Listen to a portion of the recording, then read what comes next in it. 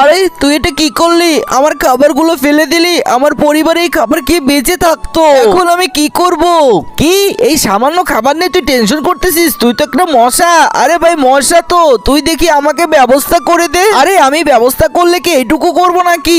একবারে পুরো চুটকিতে ভরে দেবো তোর বালতি। আচ্ছা ঠিক আছে, এই যে নে ওষুধ, এটা খেয়ে মশা হয়ে যা আমার মতো। আর চল আমাকে খাবার ব্যবস্থা করে দিবি। চল। এ কি, এ তো মশার কয়েল লাগিয়ে বসে আছে। চল চল অন্য জায়গায় যেতে হবে আমাদের। আচ্ছা ঠিক আছে চল অন্য ঘরে যাই, আমরা যেভাবেই হোক ব্যবস্থা করবোই আজ। এ কি, এ তো গুড নাইট লাগিয়ে শুয়ে আছে। তুমি দুধ খেতে ভালোবাসো না মদ খেতে ভালোবাসো? যদি দুধ খেতে ভালোবাসো তাহলে ভিডিওটিতে লাইক করে চ্যানেলটি সাবস্ক্রাইব করে দিও।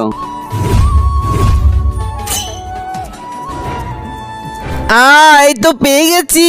এ কিছুই লাগাইনি, গুড নাইটও না কয়েলও না। আজকে ওর শিক্ষা দিব।